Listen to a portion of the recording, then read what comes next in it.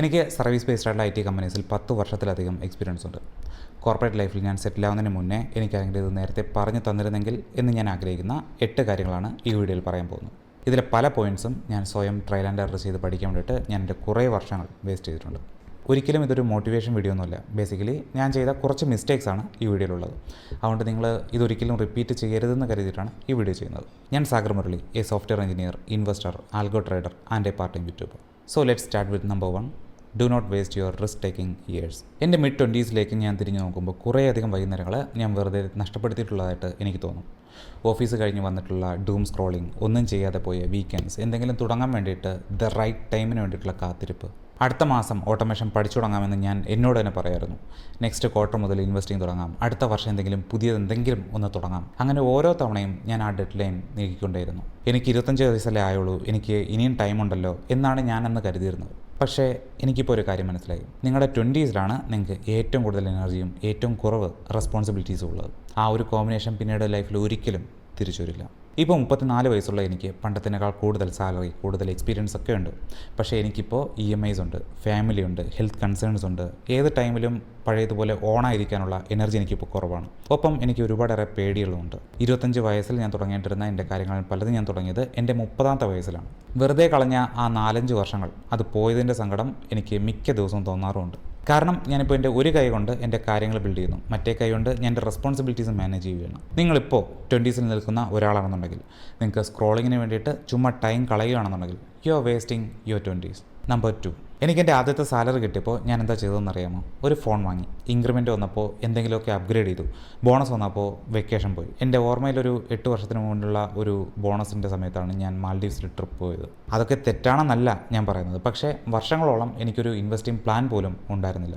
SIP എന്താണെന്ന് എനിക്കറിയില്ലായിരുന്നു, mutual funds എന്താണെന്ന് എനിക്കറിയില്ലായിരുന്നു, എനിക്കൊരു ഡീമാറ്റ് അക്കൗണ്ട് പോലും ഉണ്ടായിരുന്നില്ല. ഇതൊന്നും ആരും എനിക്ക് പറഞ്ഞു തന്നിട്ടില്ല. സ്കൂളുകളിലും പഠിപ്പിച്ചിട്ടില്ല, എഞ്ചിനീയറിംഗിലും പഠിപ്പിച്ചിട്ടില്ല, എൻ്റെ കമ്പനിയിലും ആരും എനിക്കിത് പറഞ്ഞു തന്നിട്ടില്ല. എൻ്റെ കാശ് മുഴുവൻ ഞാൻ 3% റിട്ടേൺ കിട്ടുന്ന സേവിങ്സ് അക്കൗണ്ടിലാണ് ഇട്ടുന്നത്. അതേസമയം ഇൻഫ്ലേഷൻ ഒരു 6-7% വെച്ചിട്ട് ആ സേവിങ്സിൻ്റെ വാല്യൂ കുറച്ചുകൊണ്ടേയിരിക്കുകയായിരുന്നു. ഞാൻ ആക്ച്വലി വിചാരിച്ചത് ഞാൻ നന്നായിട്ട് സേവ് ചെയ്യുന്നുള്ളതാണ്. പക്ഷേ സത്യത്തിൽ ഓരോ മാസം കഴിയുന്തോറും എൻ്റെ പണത്തിൻ്റെ വില അത് കുറഞ്ഞുകൊണ്ടിരിക്കുകയായിരുന്നു. എനിക്കിപ്പോഴും സങ്കടം തോന്നുന്ന ഒരു കണക്ക് ഞാൻ പറയാം. 23ാമത്തെ വയസ്സിൽ ഒരു 5000 രൂപയുടെ SIP തുടങ്ങുന്നു എന്ന് കരുതുക. അതേപോലെ ഞാനിപ്പോൾ 34ാമത്തെ വയസ്സിൽ ഞാൻ SIP തുടങ്ങുന്നു എന്നും കരുതുക. അത് തമ്മിലൊരു വ്യത്യാസമുണ്ട്.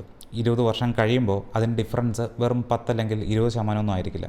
അത് ആൾമോസ്റ്റ് ഡബിളോ ട്രിപ്പിളോ ഒക്കെ ആയിരിക്കും. ആ 2 നമ്പറുകൾ തമ്മിലുള്ള ഡിഫറൻസ് എന്നത് ഒരു ടൈം മാത്രമാണ്, വേറെ ഒന്നുമില്ല. ഇന്ത്യയിൽ ഓൾറെഡി 9.7 കോടി ആൾക്കാർക്ക് ആക്റ്റീവ് SIPs ഉണ്ട്.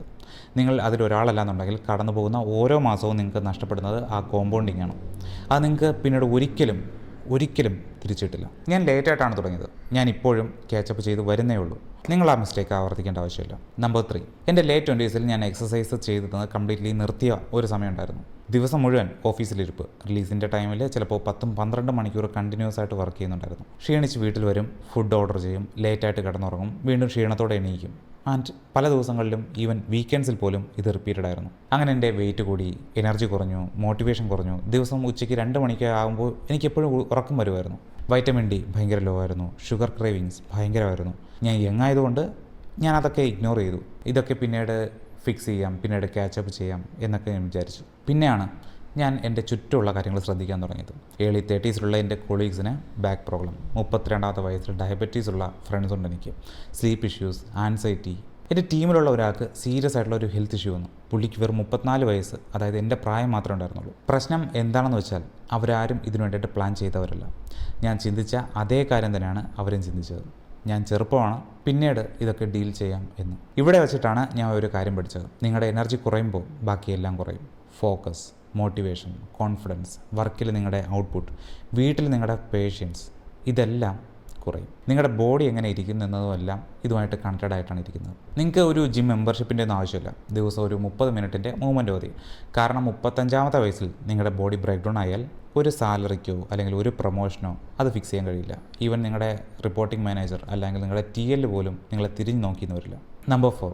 ഞാൻ എൻ്റെ 20s ആക്ച്വലി തലക്കേടില്ലാതാണ് ജീവിച്ചിരുന്നത്. അത്യാവശ്യം നല്ല സാലറി, ഹെൽത്തി ആയിട്ടുള്ള വർക്ക് എൻവയോൺമെൻറ്റ്, പക്ഷേ മറ്റൊരാൾ എന്നെക്കാൾ നന്നായിട്ട് എന്തെങ്കിലും ചെയ്യുന്ന കാണുമ്പോൾ ഞാൻ തോറ്റുപോയി എന്നെനിക്ക് തോന്നും. അതായത് ആ സമയത്ത് നമ്മൾ എവിടെ നിൽക്കുന്നു എന്നൊന്നും ഒരു വിഷയമേ അല്ല. മറ്റുള്ളവരെ നമ്മളെപ്പോഴും കോൺസ്റ്റൻ്റ്ലി നോക്കിക്കൊണ്ടിരുന്നാൽ നമ്മളെപ്പോഴും പുറകിലാണെന്നേ നമുക്ക് തോന്നും. ഇതിലെ ഏറ്റവും വേഴ്സ്റ്റ് പാർട്ട് എന്താണെന്ന് അറിയാമോ? നമ്മൾ നമ്മുടെ എൻ്റയർ ലൈഫ് വേറൊരാളുടെ ലൈഫിലെ ഒരൊറ്റ മൊമെൻ്റ് ആയിട്ടാണ് നമ്മൾ കമ്പയർ ചെയ്യുന്നത്. നിങ്ങൾ അവർ വാങ്ങിയ കാർ കാണുന്നുണ്ട്, പക്ഷേ അതിൻ്റെ പിന്നിലെ EMIs കാണുന്നില്ല.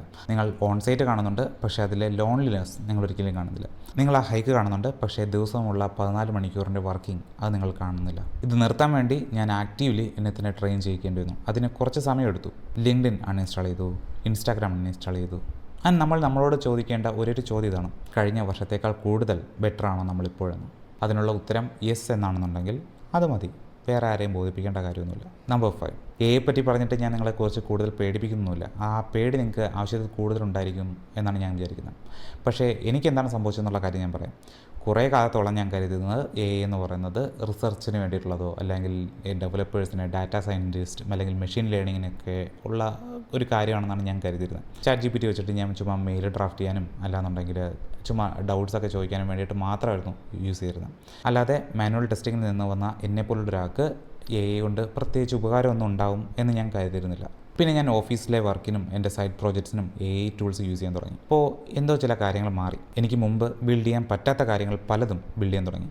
എനിക്ക് വളരെ ഫാസ്റ്റായിട്ട് പഠിക്കാൻ കഴിഞ്ഞു. മണിക്കൂറുകളോളം എടുത്തിരുന്ന കാര്യങ്ങൾ എനിക്ക് ഓട്ടോമേറ്റ് ചെയ്യാൻ വേണ്ടിയിട്ട് വളരെ എളുപ്പത്തിൽ തന്നെ കഴിഞ്ഞു. എൻ്റെ വർക്കിൽ വളരെ കാലമായിട്ട് ഫീൽ ചെയ്യാത്ത ഒരു കാര്യം എനിക്ക് ഫീൽ ചെയ്തു: കോൺഫിഡൻസ്. നിങ്ങളെ ശരിക്കും ടെൻഷൻ അടിപ്പിക്കേണ്ട ഒരു ഡാറ്റ ഞാൻ പറയാം. ഒരേ കമ്പനിയിൽ വർക്ക് ചെയ്യുന്ന സ്പെഷ്യലിസ്റ്റ് എഞ്ചിനീയേഴ്സ് 18 മുതൽ 35% വരെയാണ് ഹൈക്സ് നെഗോഷിയേറ്റ് ചെയ്യുന്നത്. ബാക്കി എല്ലാവർക്കും കിട്ടുന്നത് 5 മുതൽ 8% വരെയാണ്. നിങ്ങൾ ഒരു റിസർച്ചറൊന്നും ആവേണ്ട ആവശ്യമില്ല. നിങ്ങളുടെ ഡെയിലി വർക്കിൽ യൂസ് ചെയ്യാൻ തുടങ്ങുക, അത്രമാത്രം. അത് വെച്ചിട്ട് നിങ്ങളുടെ സ്റ്റാറ്റസ് റിപ്പോർട്ട് എഴുതുക, ഡോക്യുമെൻറ്റേഷൻ ക്ലീനപ്പ് ചെയ്യുക, ചെറിയ ടാസ്കുകൾ ഓട്ടോമേറ്റ് ചെയ്യാൻ തുടങ്ങുക. ഇതിൻ്റെ ഒരു ലേണിംഗ് കർവ് സത്യം പറഞ്ഞാൽ ആളുകൾ പറയുന്ന അത്ര ബുദ്ധിമുട്ടുള്ള കാര്യമൊന്നുമല്ല. പക്ഷേ ഇപ്പോൾ തുടങ്ങുന്ന ഒരാളുകളും ഒരു 3 വർഷം കഴിഞ്ഞ് തുടങ്ങുന്നവരും തമ്മിലുള്ള ആ ഒരു ഗ്യാപ്പില്ലേ, ആ ഗ്യാപ്പ് പിന്നീട് ക്ലോസ് ചെയ്യാൻ ചിലപ്പോൾ പറ്റിയെന്ന് തന്നെ വരില്ല. നമ്പർ 6, എൻ്റെ കരിയറിലെ ആദ്യത്തെ കുറച്ച് വർഷങ്ങളിൽ എനിക്ക് ഒരൊറ്റ ഇൻകം സോഴ്സ് മാത്രമേ ഉണ്ടായിരുന്നുള്ളൂ. അതെൻ്റെ സാലറി മാത്രമായിരുന്നു. ഒരൊറ്റ ബാങ്ക് അക്കൗണ്ട്, എല്ലാ മാസവും 1-ാം തീയതി വരുന്ന ആ ഒരൊറ്റ ക്രെഡിറ്റ്. അത് നിന്നാൽ പിന്നെ എല്ലാം നിന്നു. വർക്കിന് പുറത്ത് എന്തെങ്കിലും ബിൽഡ് ചെയ്യുന്നതിനെ പറ്റിയിട്ട് ഞാൻ ചിന്തിച്ചിട്ടേ ഇല്ല. കാരണം ഞാൻ കംഫർട്ടബിൾ ആയിരുന്നു. എനിക്ക് സാലറി കൂടുന്നുണ്ടായിരുന്നു, EMIs ഒക്കെ മാനേജബിൾ ആയിരുന്നു. പിന്നെ എന്തിനാണ് വെറുതെ ബുദ്ധിമുട്ടുന്നത് എന്നാണ് ഞാനും എൻ്റെ പാരൻസും എന്നെ അറിയുന്ന ആൾക്കാരെല്ലാവരും ചോദിച്ചത്. പിന്നീടാണ് ഞാൻ എൻ്റെ ചുറ്റും ലേയേഴ്സ് നടക്കുന്ന കാണുന്നത്. എൻ്റെ ടീംസിനെ കമ്പനികൾ റിമൂവ് ചെയ്തു. 10-15 വർഷം എക്സ്പീരിയൻസ് ഉള്ള ആളുകൾക്ക് പെട്ടെന്നൊരു ദിവസം ജോലിയില്ലാതെ. മാത്രമല്ല 75% ഇന്ത്യക്കാർക്കും സാലറി ഇല്ലാതെ ഒരു 3 മാസം സർവേ ചെയ്യാനുള്ള സേവിങ്സ് പോലും ഉണ്ടാവില്ല. അപ്പോഴാണ് എനിക്കൊരു കാര്യം മനസ്സിലായത്: ഒരൊറ്റ ഇൻകം സോഴ്സ് മാത്രമുള്ളത് ഒരു സെക്യൂരിറ്റി അല്ല, അത് സെക്യൂരിറ്റി ആണെന്ന് നമുക്ക് തോന്നുന്നതാണ്. കാരണം ആ ഒരൊറ്റ സോഴ്സ് നിൽക്കുന്ന നിമിഷം പിന്നെ നമ്മുടെ കയ്യിലൊന്നും ഉണ്ടാവില്ല. സോ ഞാൻ യൂട്യൂബ് തുടങ്ങി, ട്രേഡിംഗ് പഠിക്കാൻ തുടങ്ങി, ഓഫീസ് അവേഴ്സിന് ശേഷം ടൂൾസ് ബിൽഡ് ചെയ്യാൻ തുടങ്ങി. ആൻഡ് എനിക്ക് എൻ്റെ ജോബ് ഇഷ്ടമല്ലാത്തതുകൊണ്ടല്ല ഇതൊക്കെ ഞാൻ ചെയ്യുന്നത്. എൻ്റെ കരിയർ അല്ലെങ്കിൽ എൻ്റെ ലൈഫ് ഒരൊറ്റ കമ്പനി തരുന്ന ഒരൊറ്റ പേ ചെക്കിനെ ഡിപ്പെൻഡ് ചെയ്തിട്ട് മുന്നോട്ട് പോകാൻ എനിക്ക് താല്പര്യമില്ലാത്തതുകൊണ്ട് മാത്രമാണ്. പിന്നെ ഇതൊക്കെ ചെയ്യാൻ വേണ്ടിയിട്ട് നിങ്ങൾ ഒരിക്കലും ജോബ് കിട്ടേണ്ട ആവശ്യമൊന്നുമില്ല. അതിൻ്റെ കൂടെ തന്നെ എന്തെങ്കിലും ബിൽഡ് ചെയ്യാൻ തുടങ്ങുക. ജോലിയുടെ കൂടെ തന്നെ, ജോലി കഴിഞ്ഞിട്ട് കിട്ടുന്ന ഫ്രീ അവേഴ്സ് ഉണ്ടായിരിക്കുമല്ലോ, ഈവൻ വീക്കെൻഡ്സ്, ആ ടൈമൊക്കെ പ്രോപ്പറായിട്ട് യൂസ് ചെയ്തിട്ട് എന്തെങ്കിലും ബിൽഡ് ചെയ്യാൻ തുടങ്ങാം. മേ ബി കണ്ടൻറ്, ഫ്രീലാൻസിങ്, ഒരു ചെറിയൊരു പ്രോഡക്റ്റ് അല്ലെങ്കിൽ ഒരു സീരിയസ് ആയിട്ട് ഇൻവെസ്റ്റിംഗ് അല്ലെങ്കിൽ ട്രേഡിംഗ് പഠിക്കുക. നിങ്ങളുടെ കമ്പനി നിങ്ങളെ റീസ്ട്രക്ചർ ചെയ്യാൻ തീരുമാനിച്ചാൽ അന്ന് ഇല്ലാതാവാത്ത എന്തും നിങ്ങൾക്ക് ഇന്ന് തുടങ്ങാം. നമ്പർ 7, ഞാൻ പണ്ട് എല്ലാ കാര്യത്തിലും ഒരുപാട് എഫേർട്ട് ഇടുന്ന ഒരാളായിരുന്നു. ഒരു 3 ദിവസം തുടർച്ചയായിട്ടിരുന്ന് പഠിക്കും, പിന്നെ 1 മാസത്തേക്ക് ആ വഴിക്ക് പോകില്ല. ഒരാഴ്ച ജിമ്മിൽ പോവും, പിന്നെ ഞാൻ അവിടെ നിന്ന് ഡിസപ്പിയർ ആവും. ഒരു 2 വീഡിയോസ് അപ്ലോഡ് ചെയ്യും, പിന്നെ സൈലൻ്റ് ആവും. ഞാൻ എപ്പോഴും വിചാരിച്ചിരുന്നത് എത്രയും കഷ്ടപ്പെട്ട് പുഷ് ചെയ്യുന്നതാണ് ഇതിനുള്ള ആൻസർ എന്നാണ്. പക്ഷേ 3 ദിവസം കഷ്ടപ്പെട്ട് പണിയെടുത്തിട്ട് പിന്നെ ഒരു 30 ദിവസം ഒന്നും ചെയ്യാതിരുന്നാൽ നമ്മൾ വിചാരിക്കുന്ന ഒന്നും നമ്മളെ കൊണ്ട് ബിൽഡ് ചെയ്യാൻ കഴിയില്ല. നിങ്ങളെ വെറുതെ ക്ഷീണിപ്പിക്കുക മാത്രമേ അത് ചെയ്യുള്ളൂ. കാലക്രമേണ എന്തെങ്കിലും ബിൽഡ് ചെയ്തെടുത്ത ആളുകൾ അവരൊന്നും ഏറ്റവും ടാലൻ്റ് ആയിട്ടുള്ള ആൾക്കാരൊന്നും ആയിരുന്നില്ല. അവരാണ് കൺസിസ്റ്റൻ്റ്ലി വർക്ക് ചെയ്തവർ. വീണ്ടും വീണ്ടും ആരും ശ്രദ്ധിക്കാത്തപ്പോഴും പലപ്പോഴും തോറ്റുപോയിട്ടും അല്ലെങ്കിൽ ശരിയായിട്ടുള്ള സ്കിൽ ഇല്ലാതിരുന്നപ്പോഴും കൺസിസ്റ്റൻ്റ്ലി വർക്ക് ചെയ്തവർ. അവർ ചെയ്തതിൻ്റെ റിസൾട്ട്സ് ആരും കാണാത്ത സമയത്ത് പോലും അവർ കണ്ടിന്യൂസ് ആയിട്ട് വർക്ക് ചെയ്തുകൊണ്ടേയിരുന്നു. ഇപ്പോൾ എൻ്റെ ലൈഫിൽ ഞാൻ ഇതൊന്ന് ടെസ്റ്റ് ചെയ്ത് നോക്കുന്നുണ്ട്. സ്മോൾ ആക്ഷൻസ് എല്ലാ ദിവസവും എന്തെങ്കിലും ചെയ്യുന്നുണ്ട്. ഓഫീസ് കഴിഞ്ഞ് 1 മണിക്കൂർ, ചില ദിവസങ്ങളിൽ മാത്രമല്ല എല്ലാ ദിവസവും. സത്യം പറഞ്ഞാൽ ഒരു 6 മാസം ഇങ്ങനെ ചെയ്തതിന് ശേഷം കിട്ടിയ റിസൾട്ട്സ് സത്യം പറഞ്ഞാൽ എന്നെപ്പോലും അതിശയിപ്പിച്ചു. സത്യം പറഞ്ഞാൽ ഈ കഴിഞ്ഞൊരു 6 മാസമായിട്ട് എൻ്റെ യൂട്യൂബ് ചാനൽ തീരെ ആക്റ്റീവ് അല്ലായിരുന്നു. അതിൻ്റെ റീസൺ തന്നെ ഞാൻ ബിഹൈൻഡിൽ ഒരുപാടേറെ കാര്യങ്ങൾ ബിൽഡ് ചെയ്തു. അവിടെ നിന്ന് കിട്ടിയ കോൺഫിഡൻസ് ഇപ്പോൾ എൻ്റെ വീഡിയോസിൽ നിങ്ങൾക്ക് കാണാൻ കഴിയുന്നുണ്ടായിരിക്കും. ഇന്ന് തന്നെ നിങ്ങളെല്ലാം കൂടി ചെയ്യേണ്ട ആവശ്യമൊന്നുമില്ല. എന്തെങ്കിലും ഒരല്പം ചെയ്യുക, നാളെ അത് വീണ്ടും റിപ്പീറ്റ് ചെയ്യുക. നമ്പർ 8, ഇത് ബാക്കിയുള്ളതിൽ നിന്ന് കുറച്ച് ഡിഫറൻ്റ് ആണ്. ഇത് കരിയറിനെയോ പണത്തെയോ പറ്റിയിട്ടുള്ള ഒരു കാര്യമില്ല. എൻ്റെ മോൻ ലിച്ചു ഒരിക്കൽ അതിൻ്റെ മാനേജറിനോട് സംസാരിച്ചിരുന്നു. അവൻ്റെ അച്ഛന് അവനോടൊപ്പം കളിക്കാൻ തീരെ സമയമില്ല. നിങ്ങളൊന്ന് ആലോചിച്ച് നോക്കൂ. എൻ്റെ സ്വന്തം കുട്ടി അതിൻ്റെ മാനേജറിനോടാണ് പറഞ്ഞത്, എന്നോടല്ല, എൻ്റെ മാനേജറിനോട്. പക്ഷേ കാര്യം എന്താണെന്ന് വെച്ച് കഴിഞ്ഞാൽ ഞാൻ സമയം വെറുതെ കളയായിരുന്നില്ല. ഞാൻ വർക്ക് ചെയ്യായിരുന്നു. എൻ്റെ ഫാമിലിക്ക് വേണ്ടിയിട്ട് ബെറ്റർ ആയിട്ടുള്ളൊരു ഫ്യൂച്ചർ ഉണ്ടാക്കാൻ വേണ്ടിയിട്ട് ഞാൻ ശ്രമിക്കുമായിരുന്നു. പക്ഷേ ഞാൻ ആ പ്രോസസ്സിൽ അവർക്കൊപ്പം ഫുള്ളി പ്രസൻ്റ് ആയിരുന്നില്ല. ലിച്ചുൻ്റെ കൂടെയോ എൻ്റെ പേരൻസിനോടെയോ ലിച്ചുൻ്റെ അമ്മയുടെ കൂടെയൊക്കെ ഞാൻ ഉണ്ടായിരുന്നില്ല. എൻ്റെ ബോഡി വീട്ടിലുണ്ടായിരുന്നു, പക്ഷേ എൻ്റെ മൈൻഡ് എപ്പോഴും വേറെ എവിടേക്കോ ആയിരുന്നു. എപ്പോഴും അടുത്ത ടാസ്കിനെ കുറിച്ചുള്ള ചിന്ത, അടുത്ത വീഡിയോ, അടുത്തതായിട്ട് ഒപ്റ്റിമൈസ് ചെയ്യേണ്ട കാര്യം, അടുത്തതായിട്ട് ഓട്ടോമേറ്റ് ചെയ്യേണ്ട കാര്യം, അങ്ങനെ പലതുമായിരുന്നു എൻ്റെ മനസ്സിൽ. കുട്ടികളൊക്കെ അത് ശ്രദ്ധിക്കുന്നുണ്ട്, പേരൻസും അത് ശ്രദ്ധിക്കുന്നുണ്ട്, നിങ്ങളൊഴികെ ബാക്കി എല്ലാവരും അത് ശ്രദ്ധിക്കുന്നുണ്ട്. നിങ്ങൾ ഹാർഡ് വർക്ക് ചെയ്യുന്നത് നിർത്താനൊന്നുമല്ല ഞാൻ പറയുന്നത്. നിങ്ങൾ ഫാമിലിയുടെ കൂടെ ആയിരിക്കുമ്പോൾ ആക്ച്വലി അവരുടെ കൂടെ തന്നെ ഇരിക്കുക. ഫോൺ താഴെ വയ്ക്കുക, ലാപ്ടോപ്പ് ക്ലോസ് ചെയ്യുക, അവർക്ക് നിങ്ങളുടെ ഫുൾ അറ്റൻഷൻ കൊടുക്കുക. അതൊരു 30 മിനിറ്റ്സ് ആണെന്നുണ്ടെങ്കിൽ പോലും അവരുടെ കൂടെ ഫുള്ളി പ്രസൻ്റ് ആയിട്ടിരിക്കുക. നിങ്ങൾക്ക് എപ്പോഴും കൂടുതൽ പണം ഉണ്ടാക്കാൻ പറ്റും, വേറൊരു പുതിയൊരു സ്കില്ല് പഠിക്കാൻ കഴിയും, വേറൊരു പ്രൊജക്റ്റ് ബിൽഡ് ചെയ്യാൻ പറ്റും. പക്ഷേ നിങ്ങളുടെ കുട്ടി ചെറുതായിരിക്കുന്ന ആ വർഷങ്ങൾ അതൊരിക്കലും തിരിച്ചു വരില്ല. നിങ്ങളുടെ പാരൻസ് ഹെൽത്തി ആയിട്ട് നിങ്ങളുടെ കൂടെയുള്ള സമയങ്ങൾ, അതും ഇനി നിങ്ങൾക്ക് ഒരിക്കലും തിരിച്ചു കിട്ടില്ല. ഒരു 5 വർഷം മുന്നേ ആരെങ്കിലും എന്നെ തോളി പിടിച്ചിട്ട് പറഞ്ഞിരുന്നെങ്കിൽ എന്ന് ഞാൻ ശരിക്കും ആഗ്രഹിക്കുന്ന കാര്യങ്ങളൊന്ന് ഇതായിരുന്നു. ലുക്ക്, എൻ്റെ ലൈഫിലെ കാര്യങ്ങളൊക്കെ കൃത്യമായിട്ട് അറിയാമെന്നല്ല ഞാൻ പറയുന്നത്. ഡെഫിനറ്റ്ലി എനിക്ക് അറിയില്ല. ഞാനിപ്പോഴും പഠിച്ചുകൊണ്ടിരിക്കുകയാണ്, ഇപ്പോഴും മിസ്റ്റേക്സ് ചെയ്തുകൊണ്ടിരിക്കുന്നുണ്ട്.